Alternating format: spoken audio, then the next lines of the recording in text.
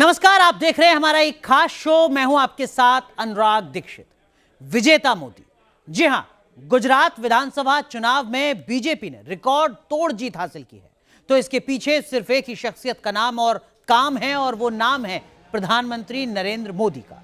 इस बार भी गुजरात में पीएम मोदी ने प्रचार की बागडोर संभाली थी। मोदी की अगुवाई में बीजेपी ने रिकॉर्ड कायम कर दिया। गुजरात के जिन इलाकों को मोदी ने जनसभाओं और रोड शो से कवर किया, वहां बीजेपी को 100% जीत मिली है।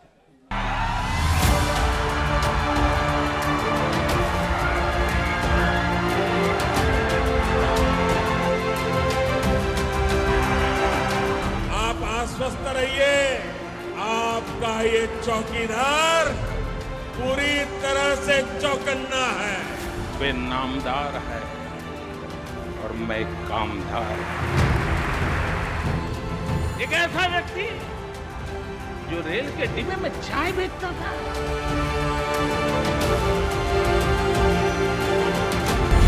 माय आइडिया ऑफ इंडिया सत्यमेव जयते। माय आइडिया ऑफ इंडिया वसुधैव कुटुंबकम। माय आइडिया ऑफ इंडिया अहिंसा परमो धर्म। माय आइडिया ऑफ इंडिया नर करनी करे तो नारायण हो जाए। माय आइडिया ऑफ इंडिया जननी जन्मभूमि से स्वर्गादपि गरीयसी।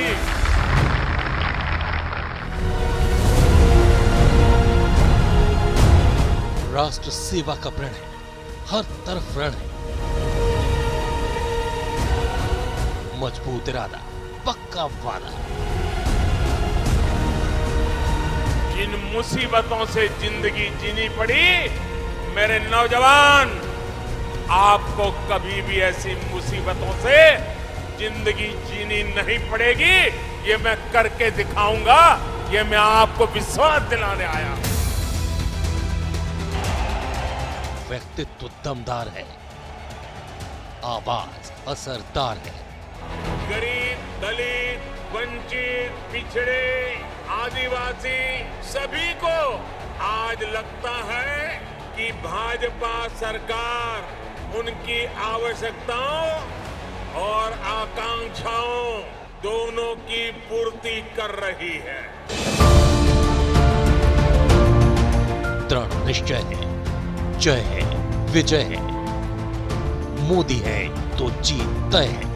जन जन की है यही पुकार, बीजेपी की हो सरकार। गुणी जनों ने बात है सोधी, रहे प्रधान नरेंद्र मोदी। नया बनाना है इतिहास, सबका साथ और सबका विकास। चेहरे पर चमकता तेज, दमकता ललाट, विश्वास से भरा हर एक कदम। ये है हमारे प्रधानमंत्री नरेंद्र मोदी का दम।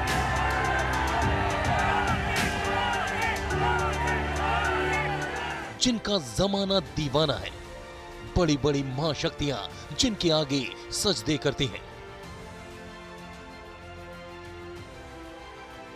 मोदी का अपना रंग है, उन पर किसी का रंग नहीं चढ़ता। वो तो खुद रंग जमाना जानते हैं।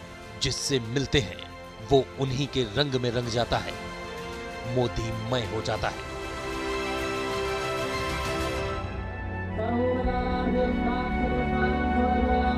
पिछले 8.5 बरस में प्रधानमंत्री मोदी ने हिंदुस्तान की कीर्ति पताका पूरी दुनिया में बड़े शान से फहराई है। तो अपनी पार्टी बीजेपी को भी एक नई संजीवनी दी है, जीत का अचूक मंत्र दिया है।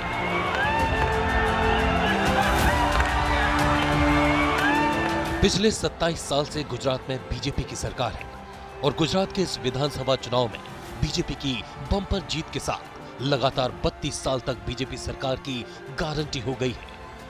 इस जीत के महानायक हैं प्रधानमंत्री मोदी। जीत भले ही बीजेपी को मिली है, लेकिन असली विजेता है मोदी।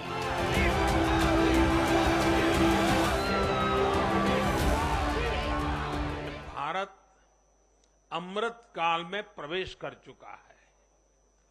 ये दिखाता है कि आने वाले 25 साल सिर्फ और सिर्फ विकास की राजनीति के ही है।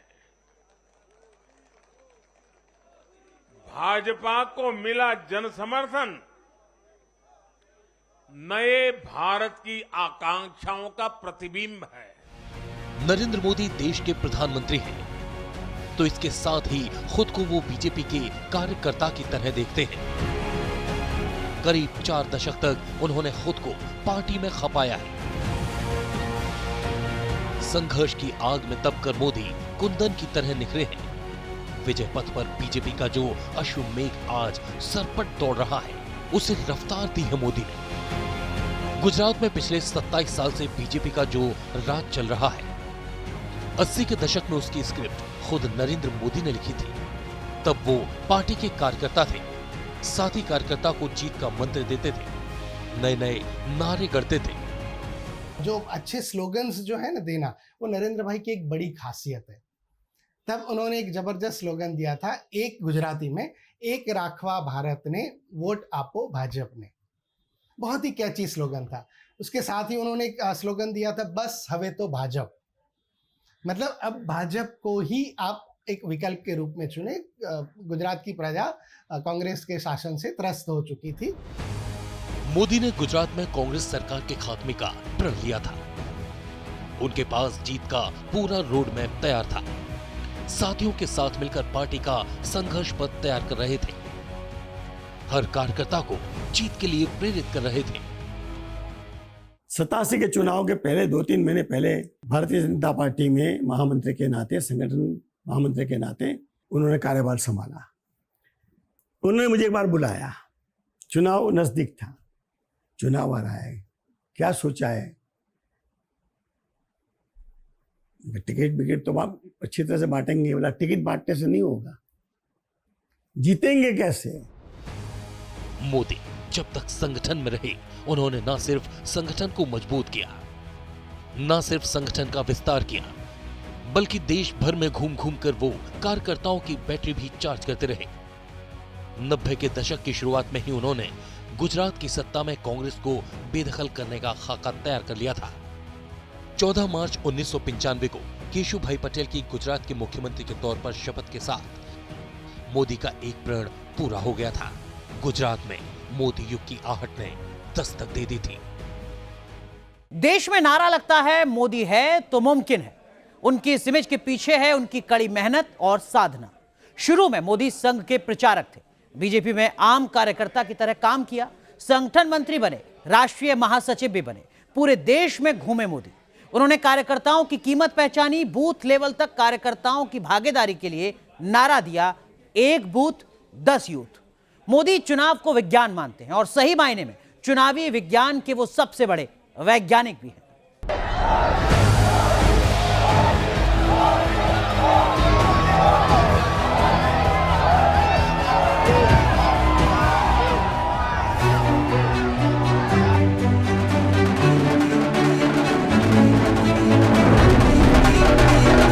वसुधैव कुटुंबकम, यही संस्कार विश्व कल्याण का मार्ग प्रशस्त करता है। सबका साथ, सबका विकास, सबका विश्वास और सबका प्रयास, इस मंत्र पर चलते हुए हमने देश के विकास को नई गति दी है। चुनावी युद्ध हो, परिस्थितियां चाहे जितनी भी विरुद्ध हो, मोदी विपरीत धाराओं में भी पार्टी की नैया पार लगाने का दम रखते हैं। मोदी विपक्ष के जबड़े से जीत खींच कर ले आने के मास्टर माने जाते हैं, लेकिन जीत का श्रेय मोदी खुद को नहीं, बल्कि देश की जनता और पार्टी कार्यकर्ताओं को देते हैं। हमारे कर्मठ कार्यकर्ताओं ने ये विजय ध्वज फहरा करके इस वायदे को पूरा करके दिखाया है। मैं भाजपा के सभी कार्यकर्ताओं की भूरी भूरी प्रशंसा करूंगा, जिन्होंने दिन रात देखे बिना इन चुनावों में कड़ी मेहनत की। 2002 से पहले बीजेपी के संगठन के मजबूत स्तंभ थे नरेंद्र मोदी। आम कार्यकर्ता से राष्ट्रीय महासचिव पद तक का सफर अगर उन्होंने तय किया था तो उसके पीछे उनकी मेहनत, उनकी लगन, उनकी दूरदर्शिता थी।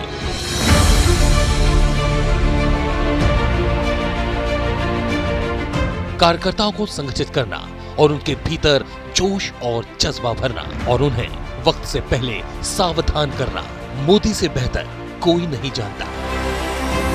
1995 में हम चुनाव लड़ रहे थे। चुनाव के 12 जून को चुनाव था, उसके 2 या 3 दिन पहले नरेंद्र भाई सभी वार्डों में घूम के उन्होंने एक बैठक की और उस बैठक में उन्होंने क्या कहा? उस बैठक में उन्होंने कहा कि इस बार भारतीय जनता पार्टी को, भारतीय जनता पार्टी का कार्यकर्ता और भारतीय जनता पार्टी का शुभचिंतक चुनाव को हराएगा। तो मैं भी नया था, मैं समझ नहीं पाया साहब क्या बात बोल रहे हैं ये। फिर उन्होंने ये बताया एक राजा का, एक उन्होंने गांव का उदाहरण दिया कि एक राजा ने अपने नागरिकों से कहा कि आज रात को एक तालाब में सभी नागरिक अपना एक एक लोटा दूध तालाब में डालेंगे और पूरे गांव ने ये समझा हजारों लोग जब दूध डाल रहे हैं तो मैं अकेला नहीं डालूंगा, तो मैं पानी डाल दूंगा, तो क्या फर्क पड़ता है, किसको पता चलने वाला है। अच्छा, ये एक आदमी ने सोचा नहीं, ऐसा नहीं हुआ क्या सब ने यही सोच लिया और सुबह उठ के जब देखा तो पूरा तालाब पानी से भरा हुआ था। संगठन मंत्री के तौर पर जब नरेंद्र मोदी गुजरात आए थे तब उन्होंने संगठन को मजबूत करने पर ही सबसे ज्यादा जोर दिया था। मोदी ने गुजरात में बूथ लेवल तक कार्यकर्ता बनाए। उन्होंने ही एक बूथ 10 यूथ का नारा दिया। अगर भारतीय जनता पार्टी नो पोलिंग बूथ नो कार्यकर्ता संकल्प करे कि હું પોલિંગ બૂથમાં ભાજપનો ઝંડો ક્યારે ઝૂકવા નહીં દઉં, ગુજરાતની ધરતી પર ક્યારે ભાજપનો ઝંડો ઝૂકશે નહીં। वो राष्ट्रीय संगठन महामंत्री थे। उस टाइम उन्होंने एक मीटिंग ली थी गुजरात प्रदेश में।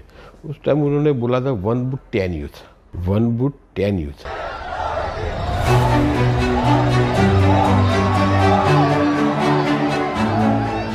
नरेंद्र मोदी जानते थे कि अगर बूथ लेवल तक कार्यकर्ता की पकड़ होगी तो चुनाव जीतने से पार्टी को कोई नहीं रोक पाएगा।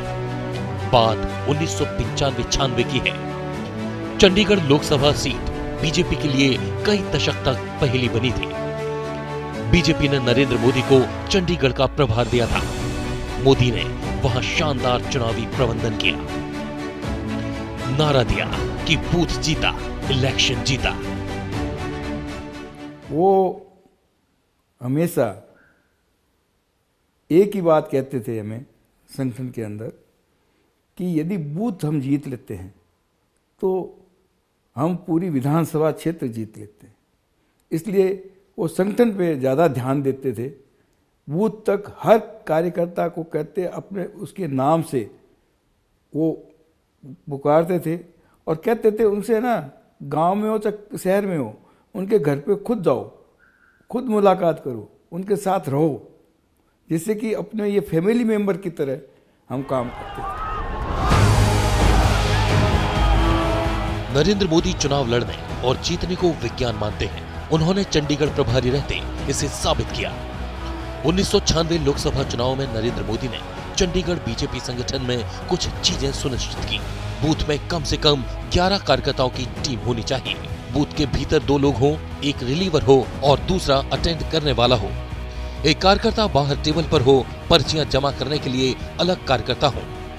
एक कार्यकर्ता उन लोगों को ढूंढे जिन्होंने वोट न दिया हो। चंडीगढ़ लोकसभा चुनाव में मोदी ने नारा दिया, हमारा बूथ सबसे मजबूत। मोदी की प्लानिंग रंग लाई। करीब 3 दशक बाद बीजेपी को चंडीगढ़ में जीत हासिल हुई थी। 96 का लोकसभा का चुनाव बहुत टफ था, यहाँ बहुत सारी दुर्भाग्यपूर्ण स्थितियां आई, लेकिन जिस मजबूती के साथ मोदी जी ने उसको हैंडल किया और उससे पार पाकर हमने वो सीट जीती और अच्छे मार्जिन से हमने चंडीगढ़ की सीट जीती। और मैंने देखा कहीं भी कब कोई बैठक होती थी, कोई विषय आता था, तो वो जो बात हम इस क्षण की सोच रहे हैं, नरेंद्र मोदी जी उससे भी 2 कदम आगे चल के सोचते थे। चंडीगढ़ विजय के साथ ही मोदी बीजेपी के संगठन में चुनावी राजनीति के जादूगर हो गए। 1998 में मध्य प्रदेश में विधानसभा चुनाव थे।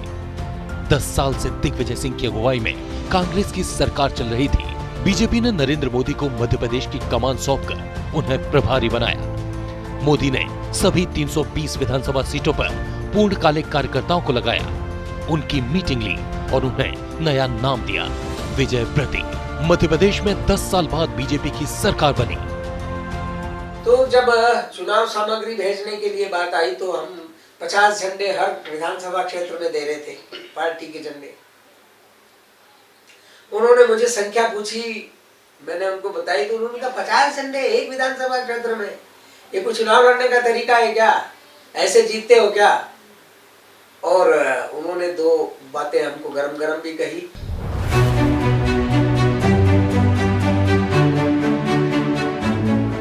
नरेंद्र मोदी का बीजेपी के संगठन में सिक्का चल गया था। उनकी देखरेख में आगे चलकर पन्ना प्रमुखों की जिम्मेदारी सौंपी गई। गुजरात के मुख्यमंत्री रहते हुए भी मोदी ने पन्ना प्रमुख की जिम्मेदारी निभाकर नजीर पेश की। आ डबल इंजिन सरकारे गुजरातना विकास ने नवी ऊंचाई पर पहुंचाड़वा माटेનું કામ આપ્યું।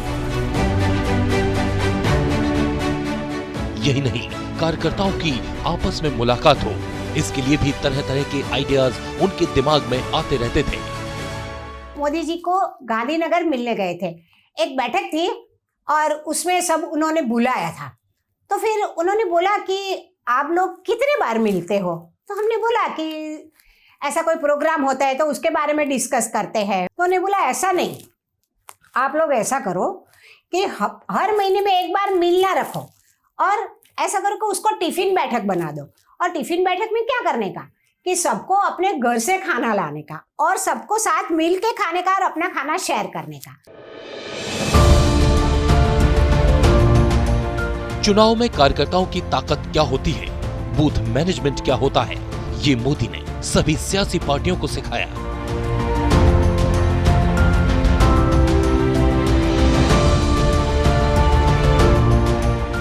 पहले गुजरात और फिर आधे से ज्यादा भारत में मोदी ने अपने चुनावी प्रबंधन कौशल से भगवा परचम फहरा दिया। मोदी की चुनावी रणनीति, उनकी मेहनत और लगन की दास्तान में बाकी है अभी बहुत कुछ। एक छोटा सा ब्रेक, तुरंत हाजिर होते हैं।